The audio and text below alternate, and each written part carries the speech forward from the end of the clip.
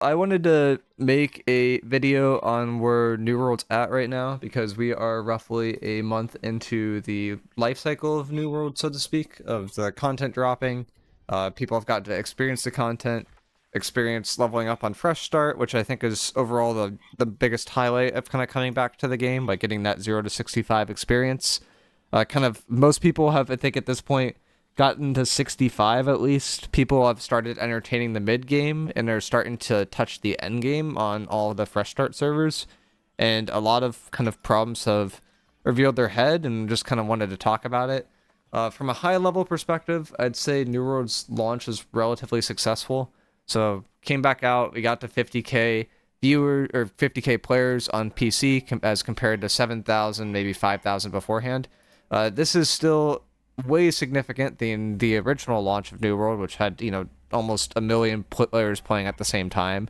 And now we're just sitting at like maybe 30,000 players. But in terms of like a New World launch, this is very, very successful. The player base effectively 10x'd. We are currently in a spot where we're sitting at about, I'd say, we went from 50k to 30k, so we got 3/5 of the player base still left, roughly. Uh, and I think that's relatively healthy from a Steam perspective. The major issues that have kind of come up with the game, I think at this point, have mostly pertained to a lack of AGS communicating issues, a lack of kind of listening slash taking action on the community feedback, as well as a kind of incomplete endgame system that doesn't feel super polished. In terms of the early game to mid game, I think the game is relatively okay. Like, it seems like the game plays pretty well up till about 700 gear score. But once you get to the point where you're looking to get 725, a lot of people take issue with this. I think a lot of people are just trying to gear chase, and the fact of the matter is an average player is not actually able to hit 725 anymore. The 725 is reserved for the top like 1 to 5% of players, and that is creating some problems within the community. You're getting people that are basically ignoring 725. They're just going to stick with 700, get minimum stuff for 725, and then they're just not engaging with the end game content. You're getting people that are engaging with the end game content, but because the end game content is relatively difficult compared to the skill base of the New World community, I would argue, they are not willing to kind of incorporate people who are less good, so people are getting alienated. Like, from a PvP perspective, there's actually quite a decent amount of endgame activities. Like, we have war still, which hasn't been updated, and we have a war pretty soon. We have the FFA Island, which I would overall consider to generally be a miss due to multiple reasons that we can kind of get into. We have OPR. We have a 3v3, which are good modes on their own, but have not been updated enough to like really kind of create a sense of urgency of wanting to engage with them heavily again. And then we also have influence races. So there's like 5-ish PvP modes that all kind of are done at endgame, and it's really like it's pretty entertaining. But from a PvE side, we basically have mutated expeditions. We have expeditions, and these are the things that people are engaging with for the most part. Soul Trials has basically just been left behind because the gear score drops are super, super low, and they're relatively easy and kind of boring, to be honest, except for when you get to 65. And then we have raids that people are really heavily engaging in, but a lot of people can't get into. And then Elite Trials are a thing that, well, I guess there's the Devour, which was basically just another raid that people are also doing. It just, there isn't a lot of like endgame content to the average player, and it's content that I don't think most players can take advantage of, and that's the main shortcoming that New World has right now. Is it's like, for the average player, there's not a lot there, but for the top 1%, there's actually a decent amount of content there right now, and that is creating a lot of issues because people that came back to the game can't engage with the raids, and because the FFA Island doesn't really give you rewards that are worth grinding for, they just feel like that nothing has happened in the last year, because literally nothing has happened in the last year besides the raids in the FFA Island. So from a customer perspective, nothing has happened in the last year. From an AGS perspective, they of course redid the whole engine, made some improvements. I would argue from a PC perspective, it's mostly a downgrade, if not a side grade, if you want to be a little bit generous. But the lack of nameplates and the fact that I can't see who I'm consistently attacking or healing is causing so many issues right now that it doesn't seem beneficial. It seems like there's upwards of 20 to 25 exploits that are known at the moment that AGS isn't really taking action on, where in previous versions of the game, it would be, these are big enough exploits to where weapons would actually be disabled. Like if you were to disable every single weapon that had an exploit right now, you would basically have to disable every single weapon in the game because every weapon at least has one version of an exploit. There's exploits with heart runes, there's exploits with weapons, there's exploits involving gear, with things like Deckhand that was in the game before, but AGS never fixed. There's things like Elemental Band, which is completely changing the meta, and I would argue is like really cool for the game, but it's so broken that it's like if you don't have Elemental Band, you are just way, way, way far behind in terms of the meta. And it feels like in an effort for AGS to make the endgame content more available to a general audience, they ended up alienating a lot of players. So previously with New World, like you could basically buy your way up to max gear score. There are a lot of different avenues to get to max gear score. And at the time, people were very upset because if you were in control of a company, you had access to a good amount of income, right? And you could leverage that income in terms of coins or gold or whatever you want to call it. And then you can use that income to basically just control every aspect of the game. So like if I look for the past, well, is this just every week? Yeah, if I look like at the very beginning of the game, the people, or no, this is current period, right? This is November 5th. Yeah, so this is the most recent. So like people made 370k gold last week from owning this territory, and that would get distributed amongst company members, and people like that was unfair to like a casual member, or like that was the idea. So it was like effectively the territory system was creating issues. AGS tried to fix this by basically making coins or gold or whatever you want to call it irrelevant. And while it's used in terms of upgrades for PvE activities, and that takes this out of the economy, it's not like it promotes more of a solo style, and you aren't really engaging with people as much. This has caused issues that have basically made it so crafting, like weaponsmithing, armoring, engineering, jewel crafting, these are all useless skills in terms of the end game right now. Like you could use them to get the boxes and try to make money off the boxes, but because you have to craft everything for yourself and you can't sell stuff to other players, and because gear has become so easy to acquire but really expensive to acquire, it feels like it's more of a grind, and there's less of that like euphoric like dopamine kind of thing that's going on. It's like, oh my god, I really hit 3 perk bis this time, guys, I swear. Like you don't really have those conversations anymore. It's just, hey, what is bis? How could I get it? And like it feels like people are like going through a checklist almost right now, rather than like really getting involved in terms of the end game activities. And I think that's creating a lot of issues, and because there's not a lot of activities for a normal player to engage with, and the economy isn't something that's super stimulating, I think people are starting to burn out relatively early into this New World cycle. Typically, we have about, I'd say, a month to 2 months where the game's relatively fresh, people play through all the content and enjoy the game. After that honeymoon phase is kind of over, things start to settle in. We get patches and bug fixes from AGS, kind of sustains the content for a bit, but there's no additional content dropped. AGS would argue that events are content. I'd argue that events are like kind of half-assed temporary content that's been reused from year to year and actually isn't really content for the game. And we get in this cycle where there isn't really much coming out until the next year, which is reflected in terms of Steam charts, where if you were to look at all times, you see every single year there's a bit of a spike, because that's when AGS drops their major patch every year around the same spot. So I would say with its current trajectory, this New World will last about, like this version of New World will last about probably a month or two more. And then I would suspect that 80 to 90% of the player base has moved on, which is the exact same mistake that AGS has made in the past, in which that they have done a good job at creating a seasonal game that people will come back to, but it's less and less people each time, and they're not actively growing their game. Instead, the game is actively shrinking. And I think that the main crux for the reason behind this is that they just aren't delivering an endgame experience that really caters to all players. It's like very, very hands-on, very, very catered, very, very forced, and it just isn't engaging for everyone. Like the most accessible end game activity right now that like most players compete or like take part in is literally just chest runs. Like you see people just Xing up for Scorpion or Xing up for farm this thing or Xing up for CK. Like they're just running around clicking E on a box, and that's your end game for New World right now. And I don't think that's super engaging for the majority of the player base, and that's what's causing so many issues. They made M3 725 gear score required, but still only dropped 700 max gear score gear. I mean, yeah, it's just like you can't, like there's just logical stuff that doesn't make sense. Like M3s right now, like that should be a form of end game content. I don't think that should be without a doubt.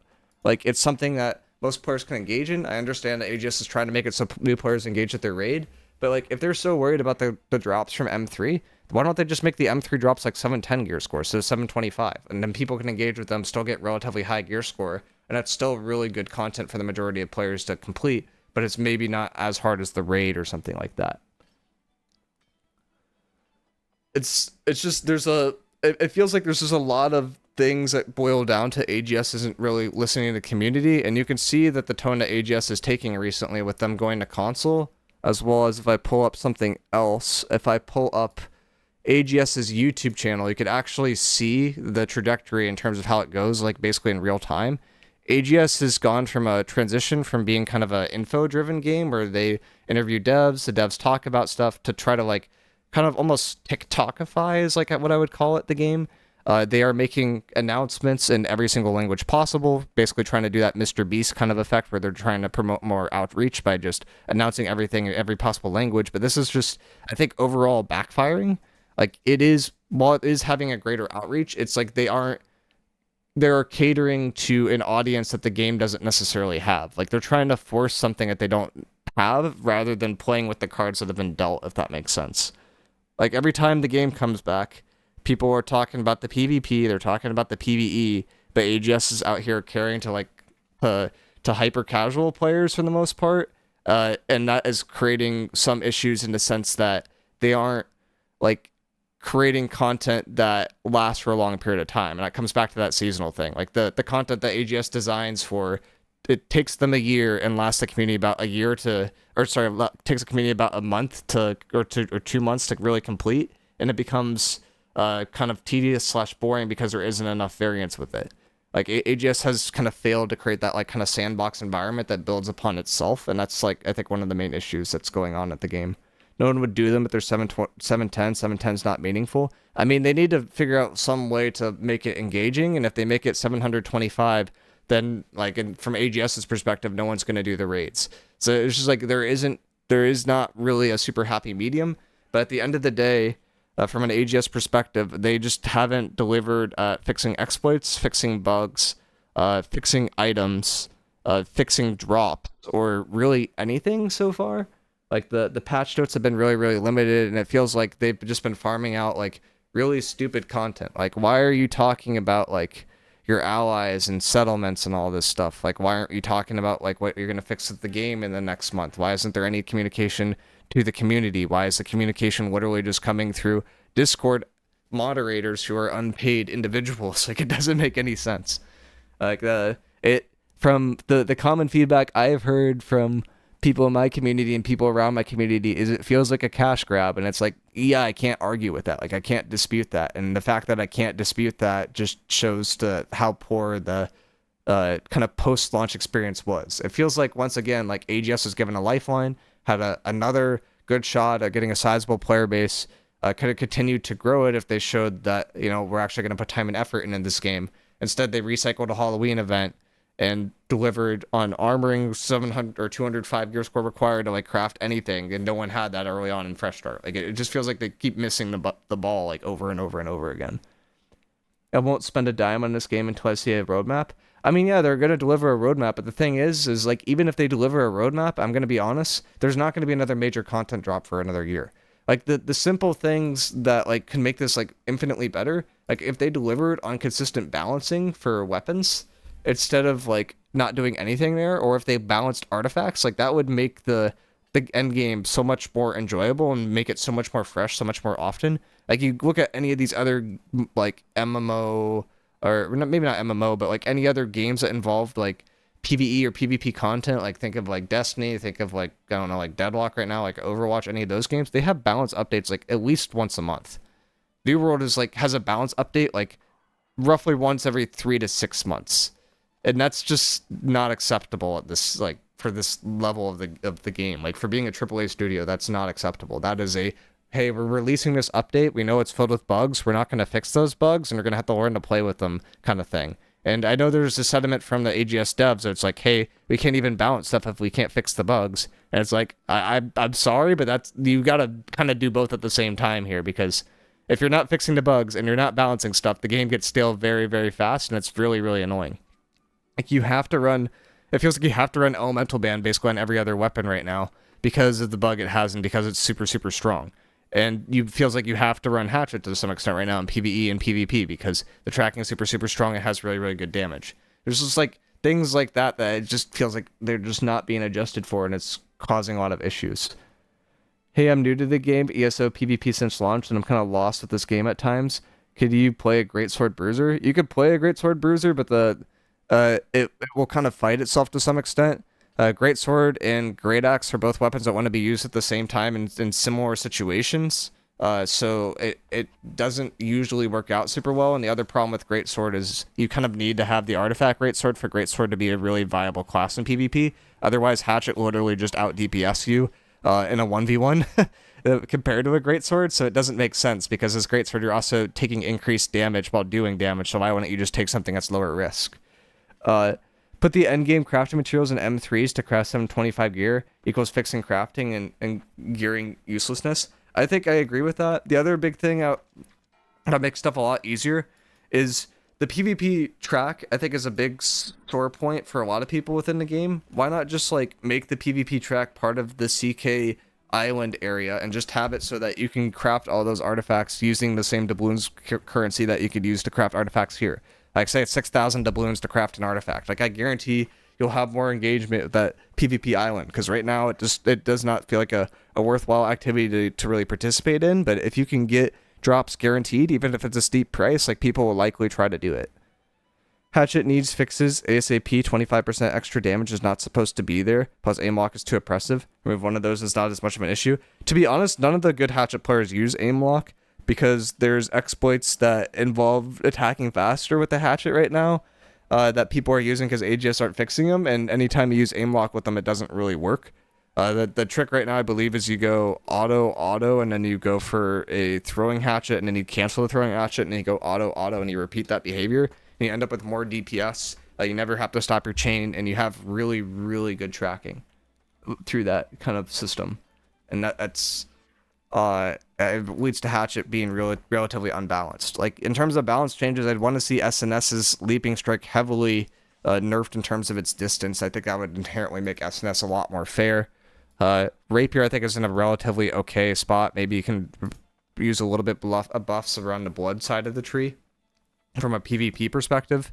Like, maybe make stuff so it's not cleansable or something. Like, I don't even know. But there has to be some way to actually have your bleeds stick, because they just don't stick in PvE, and it's just, like, really annoying that the class doesn't work. But it's also something that could get out of hand really fast. Hatchet's main issue is tracking. Flail is just... it's carried by an artifact, but it's not that good of a class in general. Like, its damage is really low, its healing is really low. It could use buffs kind of across the board, to be honest, from a DPS and heal perspective. Spear, I think, is relatively balanced right now. It's still very, very strong, but it's less oppressive than it once was, and I think there's other changes that have to happen before Spear. Great Axe feels like it's in a pretty good spot. Warhammer feels pretty weak. Could use buffs. Great Sword, I think, is weak until you have Serenity, and strong if you have Serenity, and it shouldn't be that way, but that's just how it is. Bow is really good because of exploits, but Bow always has exploits and always has been good because of exploits, and the typical, like, kind of OPR bow tree where people go, like, the dot-based effects is a lot less good than the attack speed-based thing that a lot of PvP players tend to go. Musket, I think, is relatively healthy. It's, like, kind of a sketchy weapon to touch, to be honest. Blunderbuss should not have aim lock and no projectile. Like, it makes it super unpowered and, like, overpowered to have a hit scan weapon that never misses, and that's something that should be fixed with aim lock, but I don't know if it will be at this point. Fire Staff feels just way too strong. It's been way too strong for a very long time now, and Elemental Mayhem makes it even better. It's just not fair across the board. Like its dots do too much damage, its basic attacks do way too much damage, it has way too much passive damage boost. Like, to be honest, ever since they reworked like even before they reworked the weapon, like Fire Staff has been like really good. The issue with Fire Staff is like I think it's either really competitive in terms of like output and pressure, or it's just like utterly useless, and there's not like a really good way to balance that. But it does feel strong right now. So everything is broken. I mean, everything is broken to some degree, but it's like not exactly. Like Warhammer, I'd say is underperforming right now. Spear, I'd say is slightly underperforming right now.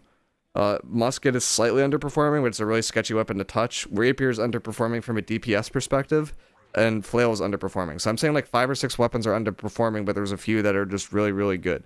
Yeah, Spear's tracking is garbage. I mean, yeah, that's why Spear is underperforming to some extent, but it's still really strong because it has a lot of damage bonuses kind of built into it. It's basically where Hatchet used to be, where it had really good damage bonuses, but because it's thrust damage, because there's not a lot of thrust damage in the meta, Spear is just like still a thing that people have to run to some extent. Musket ironically feels like it's in a decent spot for once. Yeah, it's like it's not complete. Like I don't think it's OP. It can feel oppressive at times, but like getting rid of the slows and the dots, I think made it feel a lot better. IG's been broken in terms of PvP, never really been good in PvE, and VG's just used as a utility offhand at this point, and Life Staff is what it is. It's just, you have to run this if you want to heal, which I still have issues with, but that's how the game's kind of working out here.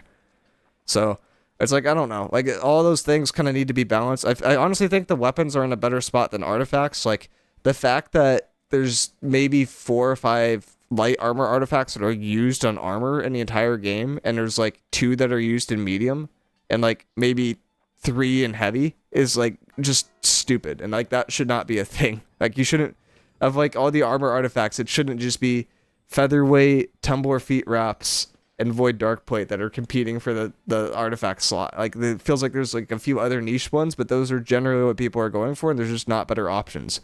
Like the fact that Koya is still just strictly worse than featherweight for a light player versus ranged attacks is just absurd. Like it just shows how incompetent the balancing is for artifacts right now. It doesn't make any sense. Musket still has dots, but the powder burn nerf helped balance it out. Yeah, exactly. It's like, I don't know. Kind of ranting a bit, but it basically just comes down to communication. From a AGS perspective, they're making random, for lack of a better term, kind of BS videos that no one's paying attention to. Like if they're putting the time and effort to create like a marketing kind of style video that is taking a decent amount of effort and it's getting 1.6k views, like you're clearly putting your time and money into the wrong spot. So it's like I don't know what to tell them about that, but they're not doing well. Like when they were doing the dev videos, while they weren't super liked, at least people were engaging with that, and it showed that there was at least a veil that AGS is actually working on stuff. If like right now it just feels like nothing is really happening, and community feedback isn't being heard, and it's just very frustrating. Being older, I see big push for marketing, no push for health, grab money and go. I mean that's the vibe I'm getting too. Happens every time. Yeah, with AGS specifically, I would agree. With other games, I'd argue not as much. Like, you could throw a lot of different exceptions in there. Like Baldur's Gate 3 is the obvious one to throw in there. You look at Helldivers. The game had a resurgence after it kind of fell off, and now it's starting to get a little bit more popular again. Like I don't know. 1.6k of your 60k plus player base cares about these videos. Releasing a bounce of power with Dave talking again, and 60k would watch it. Literally, it's just the like if you're not gonna keep the game fresh, like at least create the illusion that you're going to keep the game fresh and like give players something to look forward to. Because right now, people are like, why would I play New World when do I have it up? I don't think I have it up. Why would I play New World when Overwatch is releasing an event where I could play the original game when it came out a while ago, and that's super, super exciting? Like, it's just, it doesn't feel competitive with stuff right now. Like I don't know. It's like, Overwatch, this is like this classic event. It's like, oh, relive the classic thing. Like, imagine if New World, like, released, like they did the WoW thing. It's super, super cheesy, but they release a classic server. Like, people would come back for that too. But it's just like, I don't know. It feels like they're just they're spending time and money in the wrong place. Like if they wanted to easy content, there's easy content. Wait 6 months into a release a classic kind of style game where you have people go through the leveling experience with the base game's like balancing. And like I don't know, like there's options there, but like I just wish they had the market and like the economy around when Brimstone was, but in the current game, because I think that was just a lot more balanced. Like I feel like we don't know exactly what we want, but like the fact that you can't upgrade your OPR caches anymore, like to 700 using like Umbrals, which at the time, and now it's Dark Matter, just like that feels so poor that system has gone away. And there's just like a lot of little things like that just feel overlooked right now. Like you can't sell half the gear that